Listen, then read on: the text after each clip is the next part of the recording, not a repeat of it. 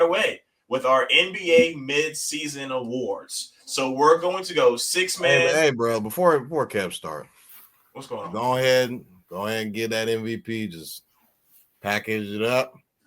OKC, man. I mean, we all can agree. It's waiting. So everyone's going to Shea with MVP. Yes, I think that in Defensive Player of the Year. Pack it up. Write his name on there. I know it's so long. It's hyphenated. It's abbreviated. Make sure. Just put SGA on it. Yeah, just put. Yeah, you could abbreviate it. Just put SGA on it.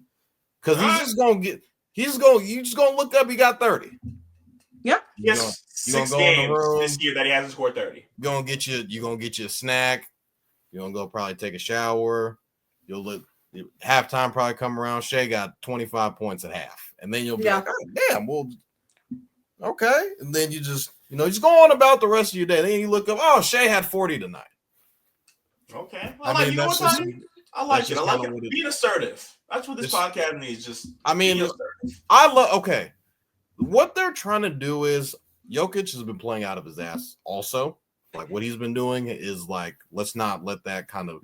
Because, like, when the season first started, the Nuggets were kind of wobbly, trying to figure out, Strother minutes. They're trying to figure out rust. They're trying to, ingratiate everybody with this new team because they kind of went out. I wouldn't say sad last year, but they kind of were. They were the champs, and they were expected to, probably advance to, like, the Western Conference Finals.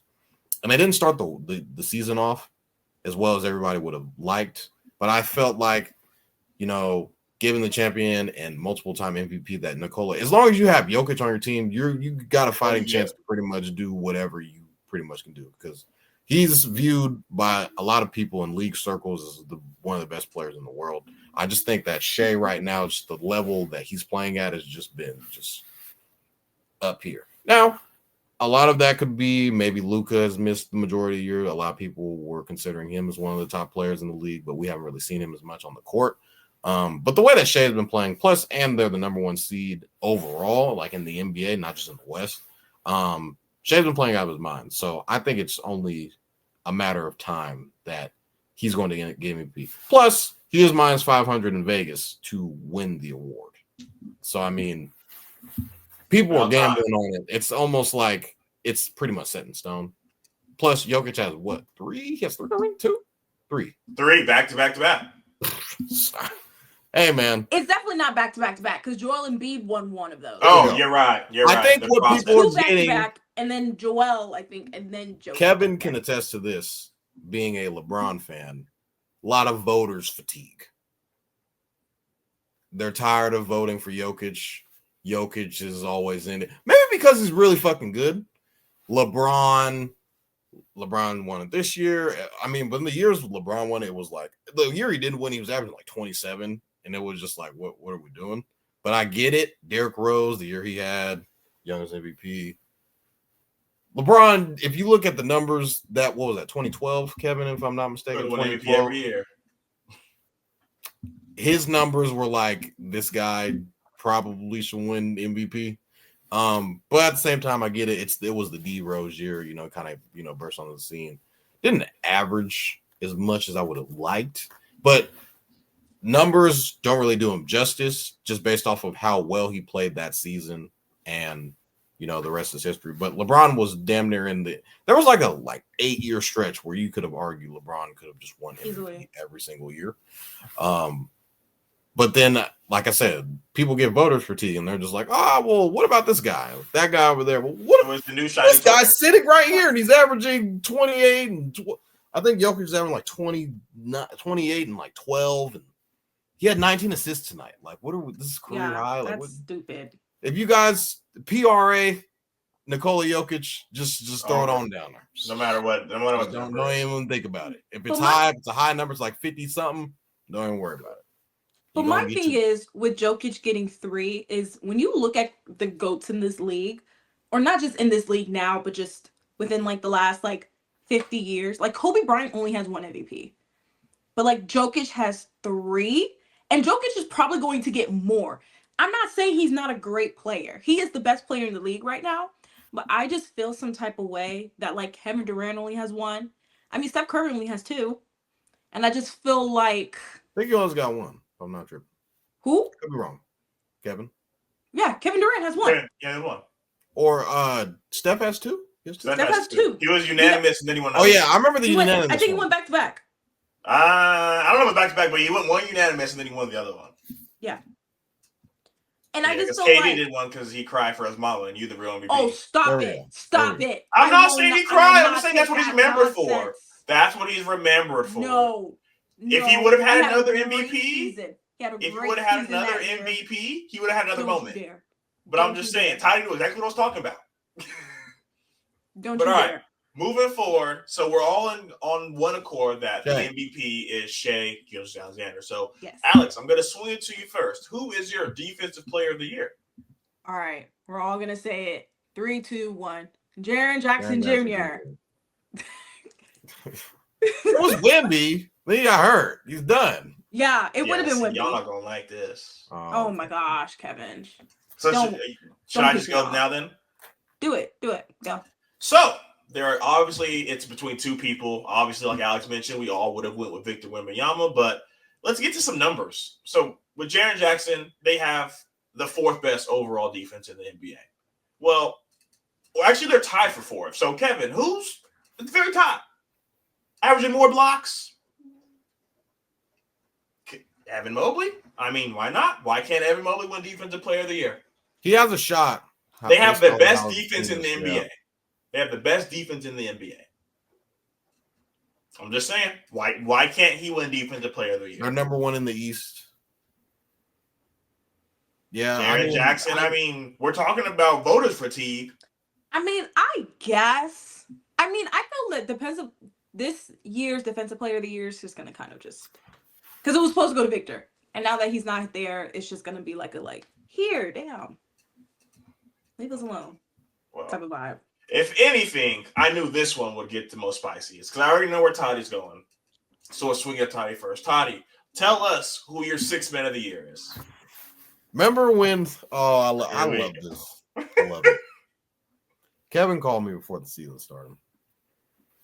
Said, "Hey, like you guys only won the championship because of your starting 5's really good." I was like, "Excuse me." Which is the truth. Excuse me? Do we not know Sam Hauser is sniper off the bench? Do we not know who? Oh, Peyton Pritchard, the half-court genie? Are we serious right now? Like, this was just and then I was like, Peyton, and then he said, "I'm going to stop you right there. Did you just say Peyton Pritchard?" I said, "Yeah." Like, what do you mean? Peyton Pritchard wouldn't start on any NBA team there's no NBA besides the Charlotte Hornets, the Wizards, and the Brooklyn Nets. There's no team that he wouldn't start on. I said, Kevin, do you realize who's getting minutes over him? There's Drew Holiday, he's a Hall of Famer. And you got Derek White. He was literally the glue guy for the Team USA. Those are the guys that are getting minutes in front of him. Okay? So it's a little bit tough for him to get a little bit of shine. But once you just say, Kev, man, you just see the spurts. You even saw it in the playoffs a little bit here and there last year. And it's just, it took him a while for him to kind of get to where he is now. I've always thought he was a bucket, even at Oregon. You just see the spurts, but he didn't really get a chance to get on the floor just because our team is so talented that he doesn't really get the minutes. I saw a crazy stat that Peyton Pritchard has more 20-point games than Paul George this season. I think Peyton Pritchard has 14 and Paul George has 9. He only played 9 games.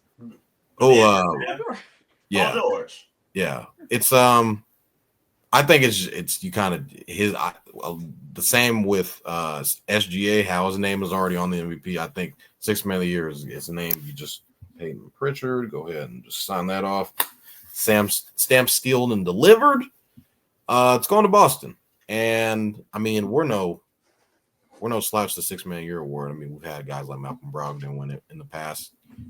So we produce and develop our guys, and he's going to be a huge reason why, because I think bench scoring in the NBA is prevalent, especially come playoff time, and he's going to be one of those guys that's going to shine. And we got him locked up on a nice little deal before his rise to stardom. But I think that it's Peyton Pritchard's award. Alex, do you also have Peyton Pritchard? I do not. There we go. Me neither. So this is my only thing. Do I think he's probably going? If I had to bet, he is going to win. Who I would like to see is Mr. Jerome from the Cleveland Cavaliers. Hi, Jerome. Hi, Jerome. Oh. Oh. Yes. This ain't no Cinderella story. No, honest.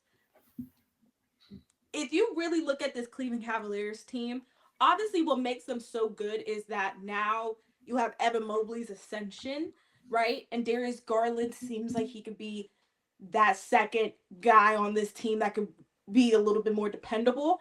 But I think their bench was good last year.